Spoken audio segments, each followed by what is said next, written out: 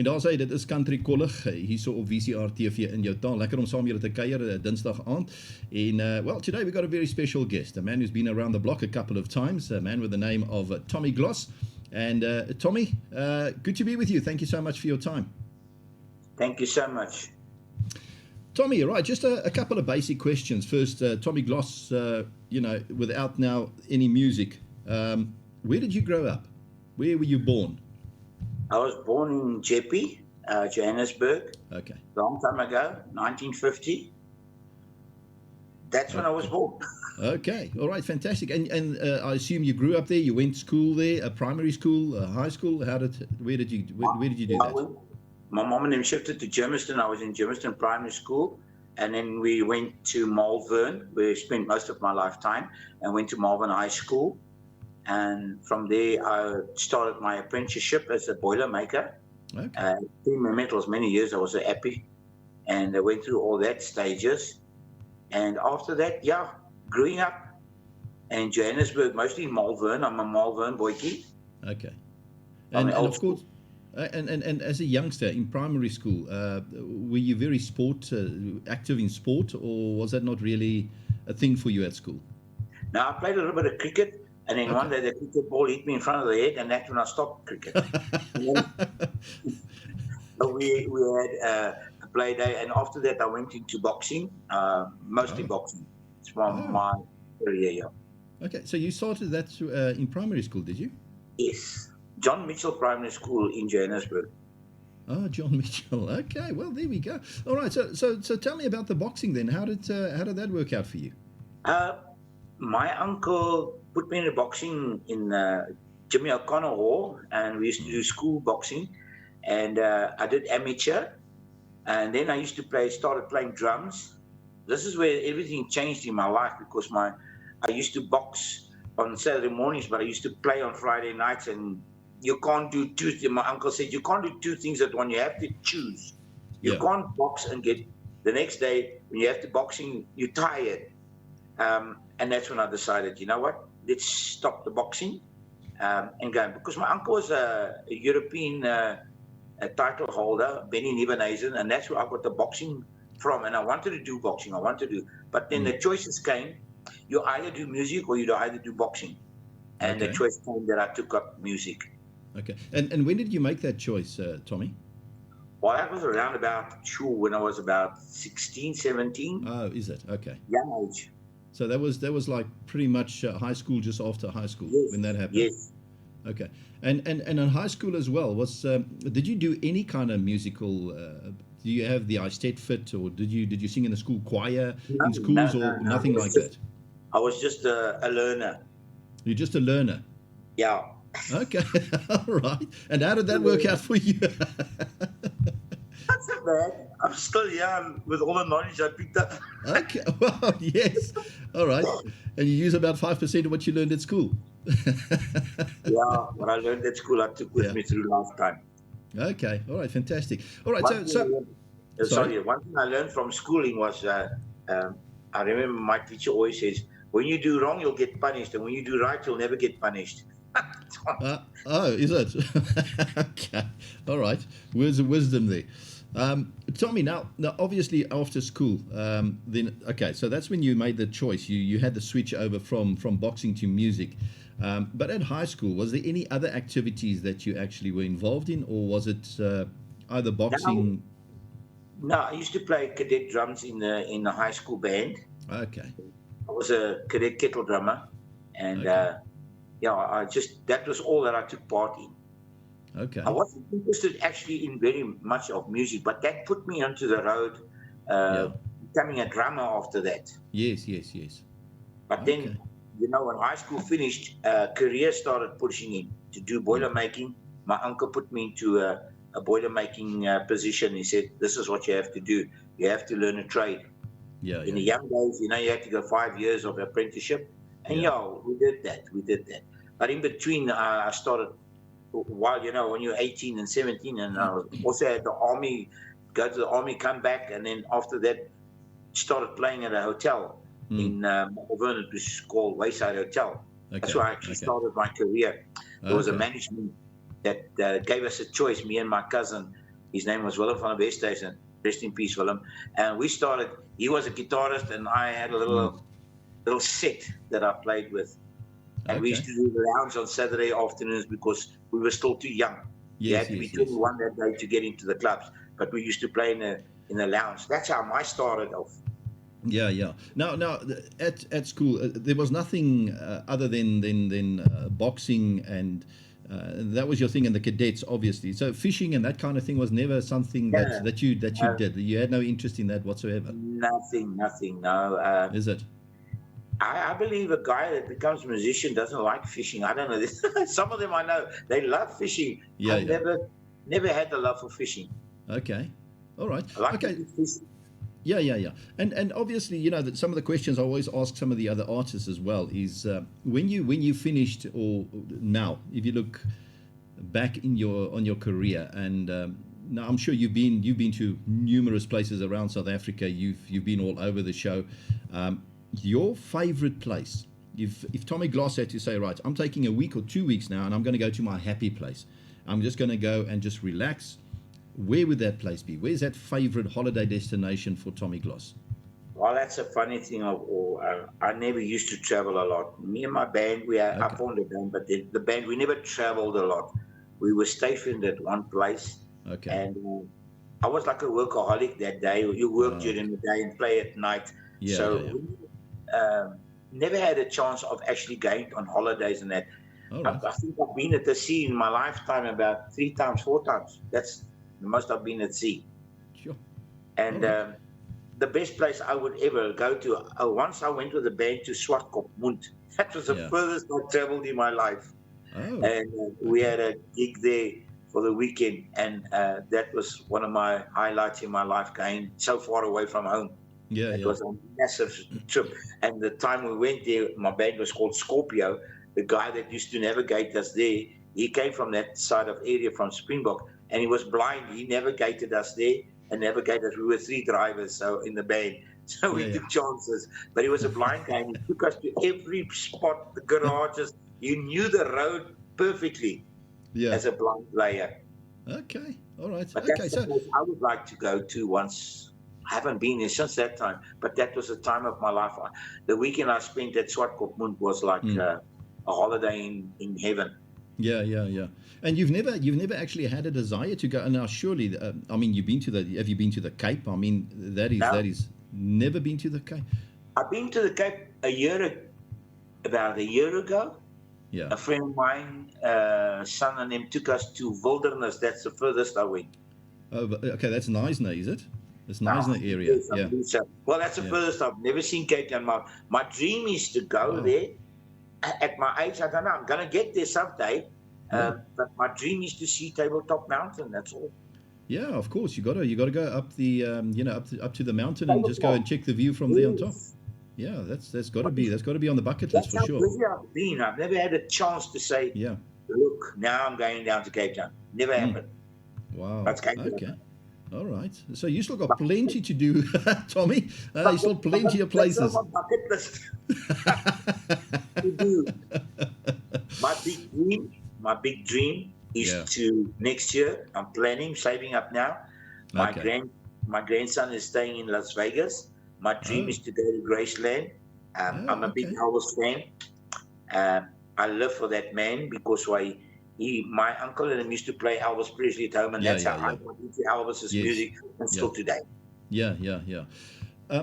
Tommy, just tell me. I always ask your favorite go-to food. That comfort food. Your favorite dish. If you really want to get spoiled and somebody wants to spoil you, what is that favorite dish that has to be in front of you? What's your favorite food? Scottish pie. Scottish pie. Yes. Oh, so it's always been a thing for you, has it? From a young age or what?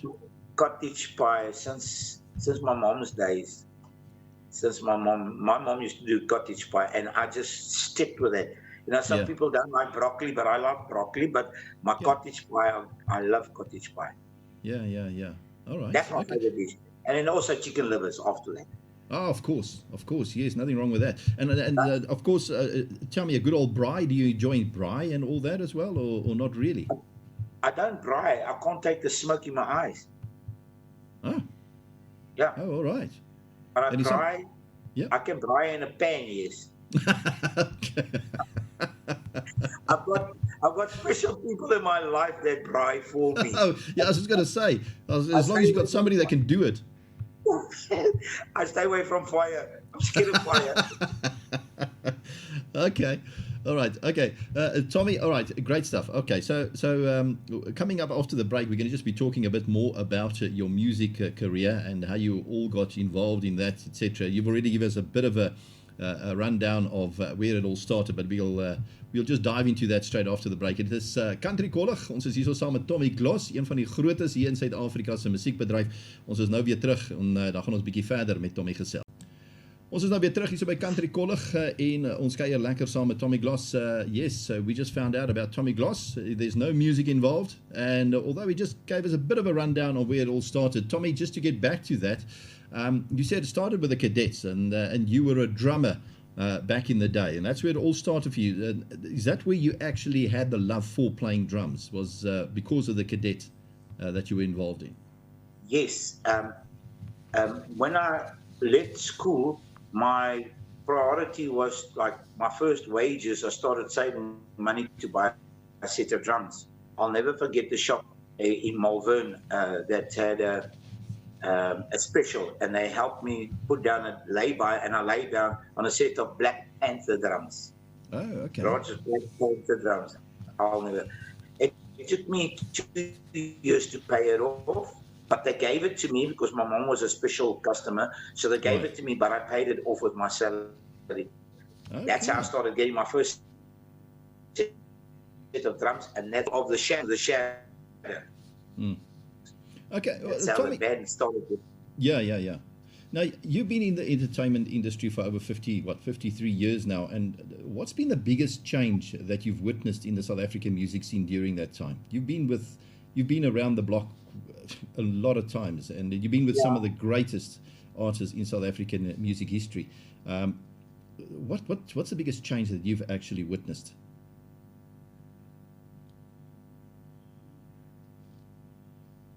All right, let's just see if we can. Tommy, are you there? To backtrack, yes, I'm there. Can you hear me? Yeah. Sure, carry on. From bands, people are breaking down to one-man band, and then doing tracks. I'm sorry, I'm a track player at the moment. Because of physically steel plates in my neck, I can't play physically drums anymore. But I do entertainment, I do hosting, I do a lot of karaoke. I love people singing. But most of the thing that breaks me down is AI at the moment. But like one of my friends said to me the other day, he said, AI, yes. Remember, the kids are getting into AI now. So as elderly people, we're either going to get lost or we join them. Choices. Yeah, and where do you stand on that? What do you think is the good choice? Are you just going to get into AI as well? You're going to utilize that to your benefit? As far as I'm thinking and working on the studio at the moment, we're doing my remix album at the moment, and I'm starting thinking, do you need all that stuff that AI is so perfectly with? No. Because musos are looking for work and they're not getting work because of this. My heart sore is because of the musos. So I use musicians to come in, keyboard players, guitar players, and mostly to put it together. Yeah. And I think as well, AI on the downside of that all is it's gonna discourage a lot of wannabe musicians out there, because they're gonna think, well, I can never compete with AI. Just listen to the perfect music that's coming out because of AI. How can I possibly compete with that? So I think that's on the negative side of things. That'll be a bigger discouragement for artists out there that want to become musicians and all that. As an original artist, that's difficult, because the new artists, I know a couple of youngsters are using AI, writing their own songs and getting the music and that, but it's not original. And that's what I keep on telling them. It's not original. When you do something original, you take a guitar, work out the chords and that, go to the studio, put music into it. That is more original. But look, AI is really good. I mean, they're bringing good stuff out, but it's heartbreaking to know what's happening in the music industry. Yeah. Now, looking back over 5 decades of performing, Tommy, what moments stand out as the most defining in your career? Well, I Alberton A Day a couple of years ago, which was the highlight of my career, playing for about 23,000 people, just singing and hosting the whole thing with a great artists like Tian Shodan and Kurt Darren and all the great artists in South Africa. I was hosting them. That was one of my highlights in my life. Then, and of course, the biggest one is when I got Indie Afri for Lifetime Achievement in the music industry, and SACMAF. They awarded me with a Lifetime Achievement in the music industry. That's great highlights in my life that I can never. It's in a memory bank here in my head. Yes. Now, we were talking off air about your achievement in the SACMAF Awards this year that happened on the 8th of October, if I'm not mistaken. Yes. And you pretty much cleared out there, didn't you? You walked away with what? Was it 3 awards that you walked away with? Yes. So that's massive. My 3 songs that I had was Sona Rio. Don't ask me to choose. Don't ask me to choose one of my own songs. When I had my wife, rest in peace, she always said to me, "What are you going to choose, me or my music?" Or I said, "Don't ask me to choose." And that song, I wrote a song about it. Don't ask me to choose, and I got an award for that because it's a real musician song. Don't ask me to choose between things. Yes. I'm a musician. I want to do my music. Don't ask me to do other things. That's part of the song that I also did. Yeah. And then I did the cover, and then I also did the cover of Grand Tour, which was one of my favorite songs. Yeah. Now, what kept you motivated and passionate about performing for more than half a century? Because I mean, there's got to be that passion. There's got to be that fire within you that just doesn't want to, doesn't want to die, and it just keeps on burning. So what is that? What motivated you?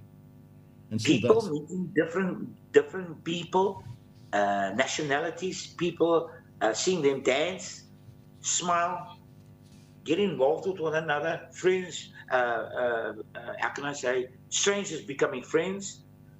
Well, I can tell you now, I've been in next year in March 2026. I'll be at one venue for 25 years. Wow. Which I think I've broken records, and that's a milestone for me. Okay. What event is that, Tommy? It's called Ferns. It's in Regent's Box in Johannesburg. I've been there for 24 years now, going on 25.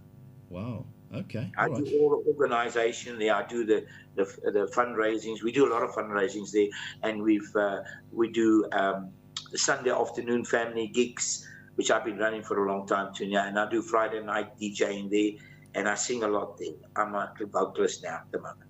Yeah. Now, we touched on AI earlier on, and, a lot of musicians, they just continue and just don't stop. So how do you continue to reinvent yourself and stay relevant for both long-term fans and, of course, new audiences? How do you do that? Well, I mean, is Tommy Gloss just Tommy Gloss, and that's who I am, and accept me, accept my music, and the rest will follow? Or how do you go about explain this? My passion is to keep people happy as long as I can. I've often felt like giving up when I wake up in the morning, hey, why must I keep on doing this? It's not that, it's the urge that, hey, I'm going to miss those people. I'm not going to see them on Friday nights anymore. I'm going to see them on Sundays or Saturdays and Thursday nights. Karaoke, all those people who come out and enjoy singing with me and having fun with me. We dance and we have fun together. I think the passion of meeting different people and just keeping them happy, it's a passion for me to get to my gigs. That's the main thing. That's the main thing, to get to my gigs. Yeah. Now, your album, Something I Need, celebrates your 50 years in music. What was your creative vision behind that project? The guy that you did that album for me, JC, rest in peace, Jace. He was an amazing keyboard player. And me and him used to sit till 3 o'clock, 4 o'clock in the morning. And we go to work. He was a plumber, I was a boilerman. We used to work separately. And but the music, we could sit there till 3, 4 o'clock in the morning. And he said to me, we should put this album. And then my 50th anniversary came up at Carnival. And I think that's what pushed me to do that album, to have it out on that special occasion, because that was a very highlight of my career, when I had all the legends on stage, and even the owner of the Carnival City, which said to me, we have to close at 11 o'clock. We're seeing that's your birthday tonight on the 11th.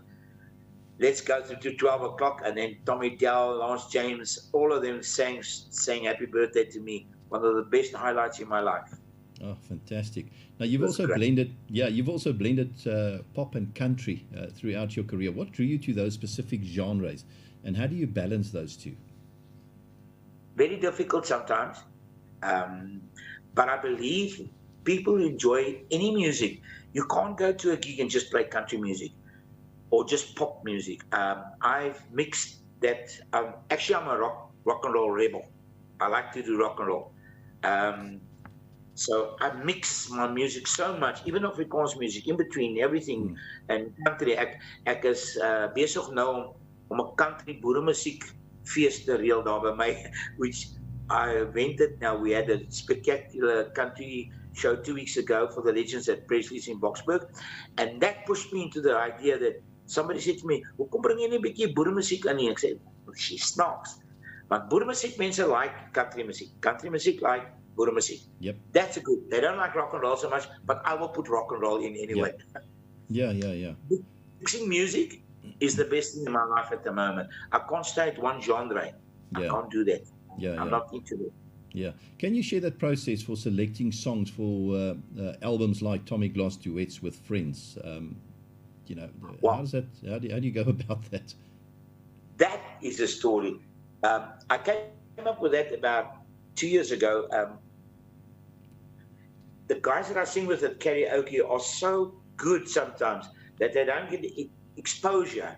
And I thought to myself, that was the first one I did. We had 19 singers on my album, and that's also on Spotify and YouTube at the moment. And then I thought to myself, let me put them together, and they did brilliant. I also had Sally Vaughan on my album just before she passed on, rest in peace, girl. And just before she left for America, I did 2 songs with her, and then one song is on that album at the moment. And there's very specials. J.J. Stevens, all those guys with me all the time. I'm doing my second one finished now. I'm busy with my third one now. And Barbara Ray, Clark Bruce, they're all lined up for me. Because why? We've been friends for so many years.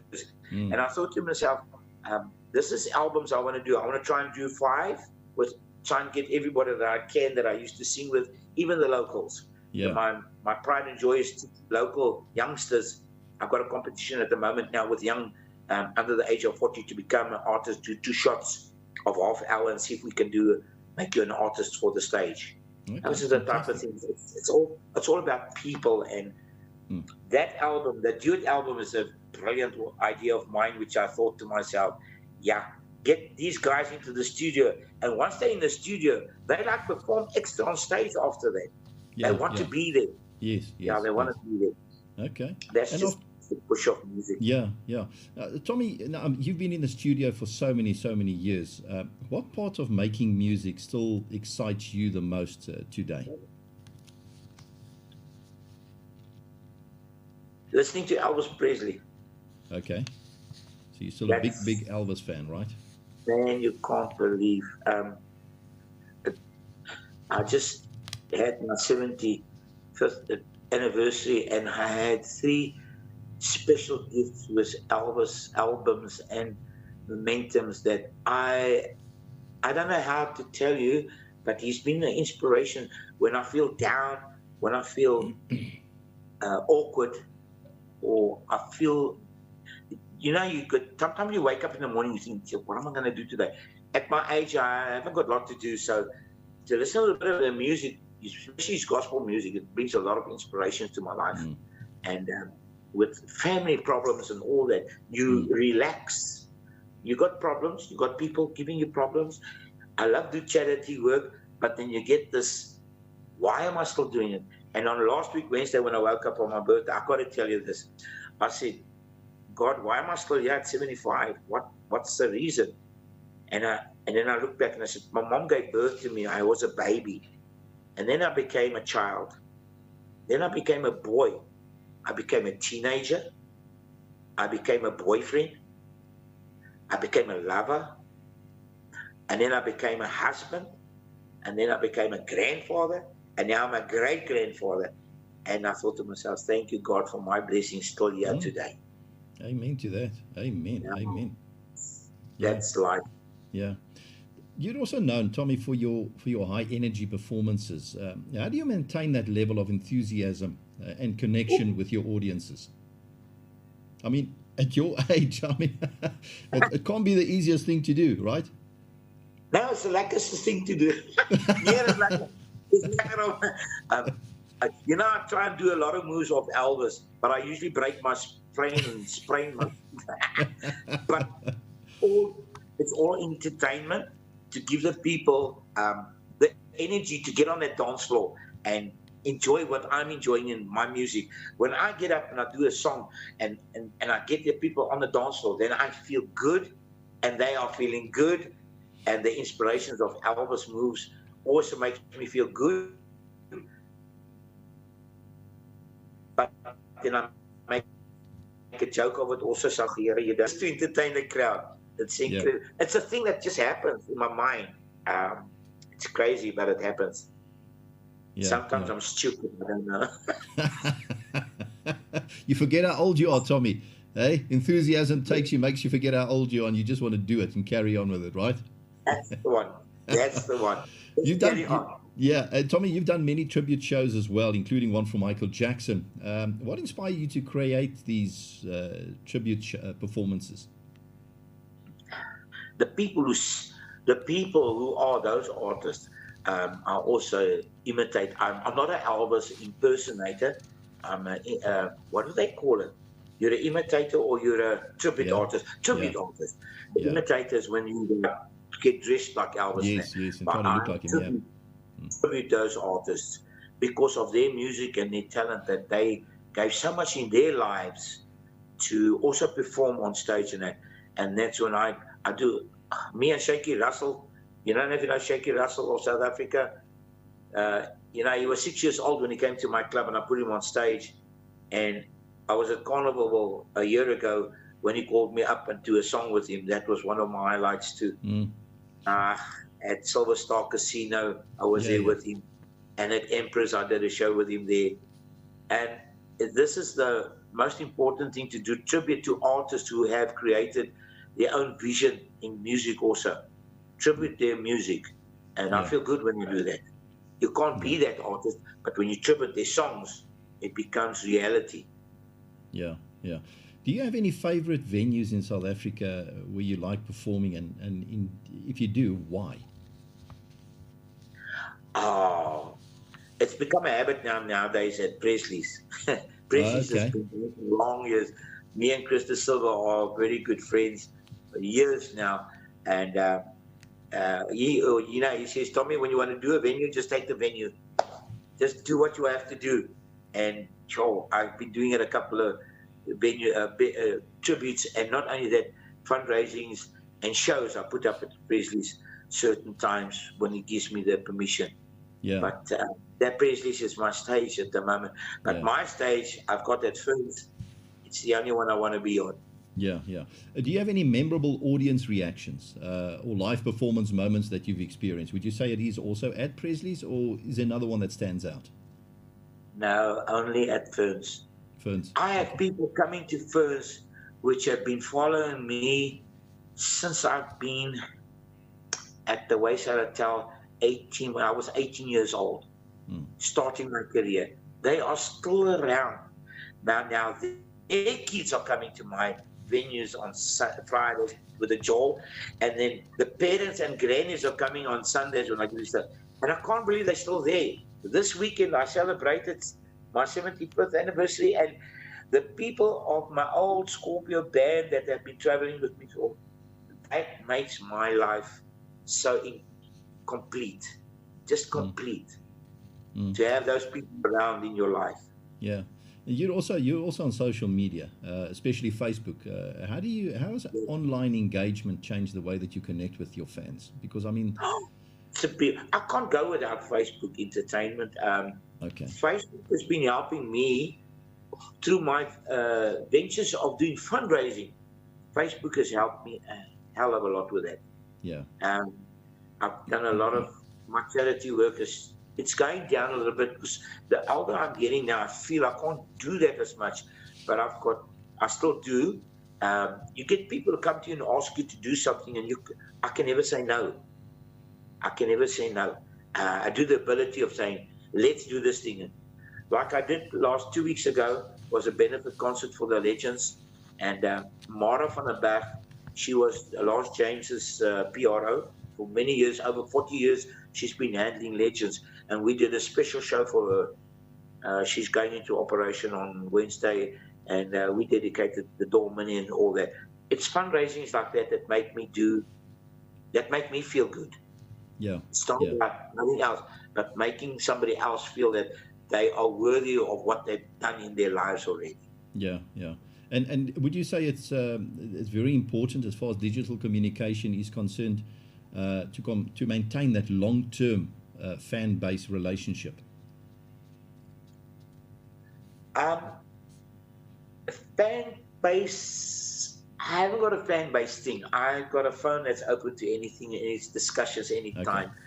Okay. Lots of WhatsApps, lots of Facebook. Yeah. That's how I communicate with some of the people. Like I said, I haven't got a Facebook page for a fan book page. Yeah, yeah. I don't. Anybody can phone me any time of the day, any time of the night. I'm always available. Yeah, yeah. And tell me as well, I mean, you've had a long and successful career. What personal values have guided you through the ups and downs in the industry? I would say my biggest downfall is when I fell off the roof and I injured my neck. I've got steel plates in my neck. I couldn't play drums anymore. It was very distorting for me. I didn't want to carry on with music at that time. I was in hospital for a year, trying to recuperate, going back to work. And what happened was I just had my boss from Max Steel. I'll never forget what he did for me. He gave me the will to carry on, come back to work, and help me carry on to do what I want to do. You won't play drums anymore, but you can sing. So you keep on doing singing and going. And I thought to myself, Sammy Sanson, my boss, you're right, let's do it. And then I started doing karaoke and joined into that. My highlight at the moment that I've been thinking about the other day was doing carnival for 2 years, doing the karaoke when I used to have like 28 singers on stage. That was highlights, Carnival City. I'll never forget that venue. Yeah. Then a big one was, like I said, A-Day, meeting all the big stars of South Africa, which was also highlighting my life because in the industry I was very, how can I say, stationed at one place all the time. I couldn't travel Fridays or Saturdays to go and visit some of my friends and that. I've been dedicated to one place all the time. And they always come to me and visit me now because they know I'm loyal to my place where I am at the moment. Mm. It's a milestone for me, hitting 25 years next year. Yeah. It's March month, 25 years at one place. It's going to be an awesome I'm going to make it a carnival. Yeah, yeah. Festival. What's next for Tommy Gloss? Any upcoming albums, tours, projects that fans can look forward to? I mean, what's lying ahead for Tommy Gloss? My duet number 3, I'm busy with. But we find it difficult for artists to come to studios at certain times. They're all spread in Pretoria, Vereeniging, Springs, all over. And we stationed at the studio in Brakpan, so I'm in Roodepoort, so it's difficult to get together sometimes.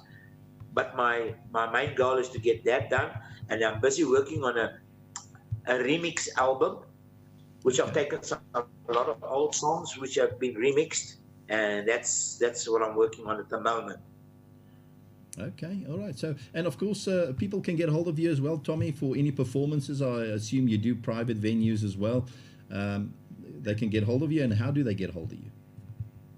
I'm only available Saturday sometimes because it's a big story. It's too long to tell you what happened in my life. My wife passed away 4 years ago, and she was my driving force.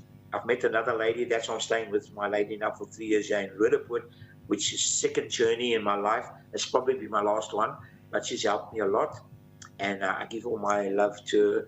And after this is the main thing that I'm working on at the moment now is to just see my great-grandkids go to school, all 6 of them that I've got. All 6 of them. I want to see them go to school, that's all. Yeah. I've seen them all turn 1 year old. I've seen 3 of them turn 4 years old. The other one's going to be 4 in February next year.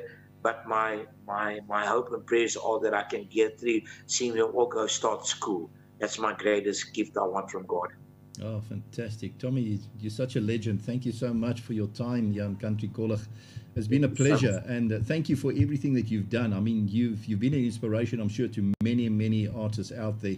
And thank you for keeping that flame alive and burning. And you can hear and see the passion when one talks to you about your music and all that. So thank you so much for your time. It's been an absolute blast. It's been a pleasure. And all the best. And yeah, may God bless you richly in your life. And may you experience those school days of your grandchildren and great-grandchildren. So all the best with that. Thank you so much. Thank you so much, I really appreciate it, and thank you for the interview. Thank you. Dit was aan Tommy Gloss gewees hier op Country Kollig en absoluut legendaries hier in Suid-Afrikaanse musiekbedryf. Wat 'n wonderlike eer was dit nie gewees om met hom te gesels nie. Ja, ons is volgende week weer terug met 'n nuwe kunstenaar. Tot dan, groete en 'n geseënde aand vir julle verder.